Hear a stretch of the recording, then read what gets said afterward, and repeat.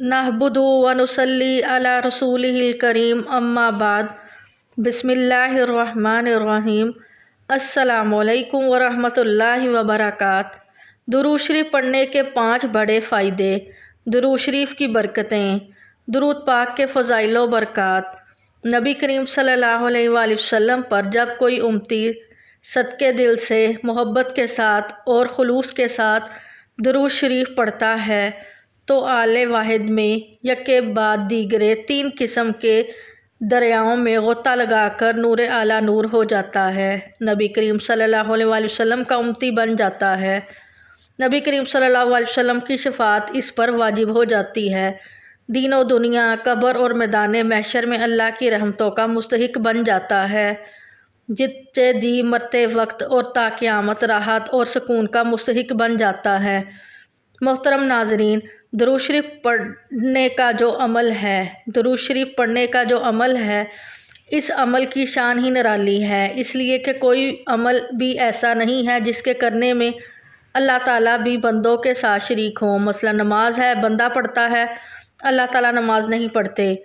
रोज़ा बंदा रखता है, अल्लाह ताला रोज़ा नहीं रखते। ज़कात या हज वगैरह जनती इबादतें हैं, इनमें से कोई अमल ऐसा नहीं जिसमें बंदों के साथ अल्लाह ताला भी शरीक हो। लेकिन दुरूद शरीफ ऐसा वाहिद अमल है जिसके बारे में अल्लाह ताला ने फरमाया है कि ये अमल मैं पहले से कर रहा हूँ, अगर तुम भी करो तो तुम भी हमारे साथ इस अमल में शरीक हो जाओगे। मोहतरम नाज़रीन, जिस इंसान ने भी दुरूद पढ़ा तो अल्लाह ने इसको बड़ी बड़ी कामयाबियाँ अता की, दुनिया की कामयाबियाँ भी और आखिरत की कामयाबियाँ भी। वैसे तो दुरूद शरीफ के बहुत बड़े फ़ज़ाइल और बरक़ात हैं। अगर इंसान इन फ़ज़ाइल और फ़ायदों को शुमार करना चाहे तो उसके लिए बहुत ज़्यादा वक्त चाहिए। किसी चीज़ के फ़ायदे बयान करने का मकसद ये होता है कि इंसान को पता चल जाए कि मैं ये काम करूँगा तो इसका फ़ायदा या अंजाम क्या होगा और मुझे इसका क्या इनाम मिलेगा। अगर फ़ायदे सामने हों तो इंसान को बड़े से बड़ा काम मुश्किल नहीं लगता। जो लोग दुरूद शरीफ के फ़ायदे जानते हैं, इन्हें मालूम है कि अल्लाह हमें क्या क्या अता करेगा, तो वो और भी ज़्यादा दुरूद शरीफ कसरत से पढ़ेंगे। इंसानी जहन जितने ज़्यादा फ़ायदे सुनता है तो वो आगे बढ़ता है। अगर आपको किसी काम के फ़ायदे पता ही ना हो, इल्म ही ना हो, तो फिर पाबंदी नहीं रहती कि कभी दुरूद शरीफ पढ़ लिया, कभी नहीं पढ़ा। जब तक हमें फ़ायदे मालूम नहीं होंगे तो दुरूद शरीफ की कसरत नहीं करेंगे। जैसा कि हम नमाज की पाबंदी का इल्म है कि अगर पढ़ेंगे तो ये अजर मिलेगा, नहीं पढ़ेंगे तो कितना गुनाह मिलेगा। अगर हम कारोबार करते हैं, जॉब करते हैं, तो हमें पता होता है कि हम ये काम करेंगे तो इससे हमारे घर का सर्कल चलेगा। हज़रत अब्दुर्रहमान बिन औफ रज़ियल्लाहु अन्हु फरमाते हैं कि एक दिन नबी करीम सल्लल्लाहु अलैहि वसल्लम आबादी से निकलकर एक खजूर के बाग में पहुँचे और सजदे में गिर गए। मैं इंतज़ार करने के लिए बैठ गया ताकि जब आप फारिग हो जाएं तो फिर बात करूं, लेकिन आपका सजदा इतना तवील था कि मुझे बैठे बैठे और इंतज़ार करते करते बहुत देर हो गई। हत्ता कि मेरे दिल में ये ख्याल आने लगा कि कहीं आपकी रूह मुबारक तो परवाज़ नहीं कर गई, और ये सोचा कि आपका हाथ हिला कर देखूँ। काफ़ी देर के बाद जब सजदा से उठे तो देखा कि आपके चेहरे पर बड़ी बशाश्त के आसार हैं। मैंने पूछा कि या रसूल अल्लाह सल्लल्लाहु अलैहि वसल्लम, आज मैंने ऐसा मंज़र देखा जो पहले नहीं देखा था। वो ये कि आपने आज इतना तवील सजदा फरमाया कि इससे पहले इतना तवील सजदा नहीं फरमाया, और मेरे दिल में ये ख्याल आने लगा कि कहीं आपकी रूह परवाज़ ना कर गई हो। इसकी क्या वजह थी? नबी करीम सल्लल्लाहु अलैहि वसल्लम ने जवाब में फ़रमाया कि बात यह है कि हज़रत जिब्राइल अलैहिस्सलाम ने आकर कहा कि मैं तुम्हें बशारत सुनाता हूँ कि अल्लाह ताला ने फरमाया है कि जो शख्स भी एक बार आप पर दरूद भेजेगा मैं इस पर रहमत नाजिल करूँगा, और जो शख्स आप पर सलाम भेजेगा मैं इस पर सलाम भेजूँगा। इस खुशखबरी और इनाम के शुक्र में मैंने ये सजदा किया। मोहतरम नाज़रीन, दुरूद शरीफ के साथ जन्नत का सौदा है। जन्नत का सौदा करना चाहते हो, जन्नत पाना चाहते हो, अपनी आखिरत को संवारना चाहते हो, दुरूद पाक पढ़ा करें। जितना ज़्यादा हो सके इसकी कसरत करें। ये तो एक ऐसी चीज़ है जितना ज़्यादा पढ़ोगे फ़ायदा बढ़ता ही जाएगा, फ़ायदे में कमी नहीं आएगी, सवाब में कमी नहीं आएगी। نبی کریم صلی اللہ علیہ وآلہ وسلم کا فرمان ہے کہ جو شخص صبح کو 10 بار اور شام کو 10 بار میرے اوپر درود شریف بھیجے گا، قیامت کے دن اس کے لیے میری شفاعت ہوگی۔ جس بندے کے لیے قیامت کے دن نبی کریم صلی اللہ علیہ وآلہ وسلم کی شفاعت ہوگی، وہ انسان کامیاب ہو جائے گا۔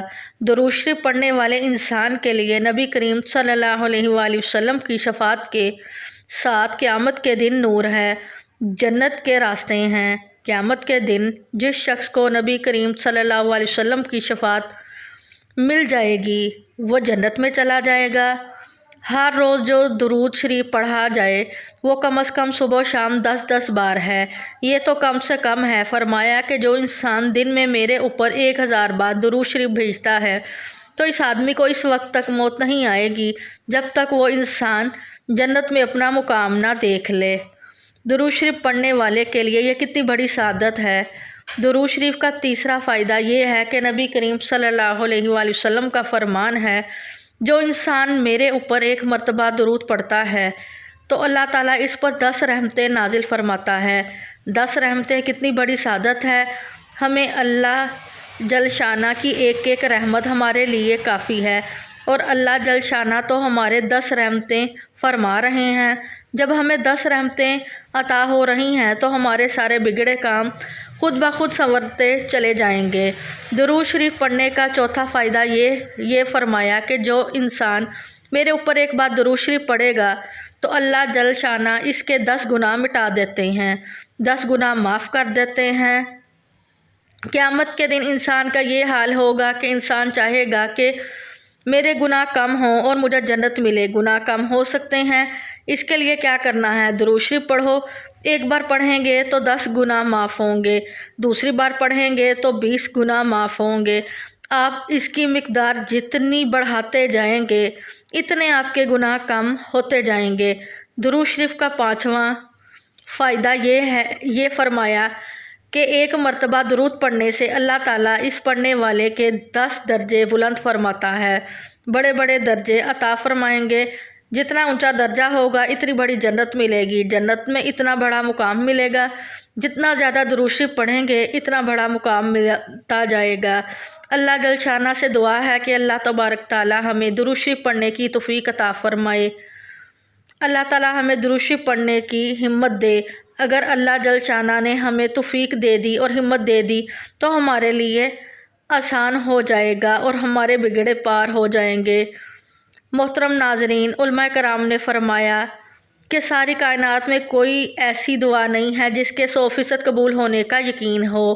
کون شخص یہ کہہ سکتا ہے کہ میری یہ دعا 100% ضرور قبول ہوگی اور جیسا کہ میں کہہ رہی ہوں ویسا ہی ہوگا؟ یہ نہیں ہو سکتا۔ لیکن درود شریف ایک ایسی دعا ہے کہ جس کے 100% قبول ہونے کا یقین ہے، اس لیے کہ دعا کرنے سے پہلے ہی اللہ تعالیٰ نے یہ اعلان فرما دیا کہ ان اللہ و ملائکتہ یصلون علی النبیین، ہم اور ہمارے فرشتے تو تمہاری دعا سے پہلے ہی نبی پاک صلی اللہ علیہ وسلم پر درود بھیج رہے ہیں، اس لیے اس دعا کی قبولیت میں ادنیٰ شبہ کی بھی گنجائش نہیں۔ اسی لیے بزرگوں نے دعا کرنے کا یہ ادب سکھا دیا کہ جب تم اپنے کسی مقصد کے لیے دعا کرو تو اس دعا سے پہلے اور بعد میں درود شریف پڑھ لو، کہ اس لیے کہ درود شریف کا قبول ہونا تو یقینی ہی ہے، اور اللہ تعالیٰ کی شان کریمی سے یہ وعید ہے کہ پہلی دعا کو قبول فرما لیں اور آخری دعا کو قبول فرما لیں اور درمیان کی دعا کو قبول نہ فرمائیں۔ لہٰذا جب درود شریف پڑھ کر پھر اپنے مقصد کے لیے دعا کرو تو انشاءاللہ اس دعا کو بھی ضرور قبول فرمائیں گے۔ اس لیے دعا کرنے کا یہ ادب سکھا دیا کہ پہلے اللہ تعالیٰ کی حمد و ثنا کرو، پھر نبی کریم صلی اللہ علیہ وسلم پر درود شریف بھیجو اور اس کے بعد اپنے مقصد کے لیے دعا کرو۔ کثرت درود پاک سے اللہ تعالیٰ اور نبی کریم صلی اللہ علیہ وآلہ وسلم کا قرب خاص حاصل ہوتا ہے۔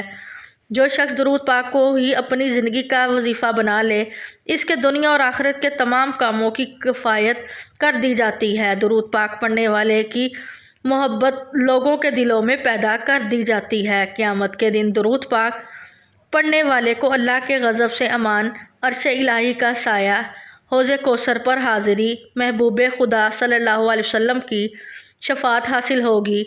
درود پاک اپنے پڑھنے والوں کے لیے استغفار کرتا ہے، درود پاک ایک محبوب ترین عمل اور لذیذ ترین عبادت ہے۔ اس کو کثرت سے پڑھنے والا دنیا میں کسی چیز سے محروم رہے گا اور نہ ہی آخرت میں۔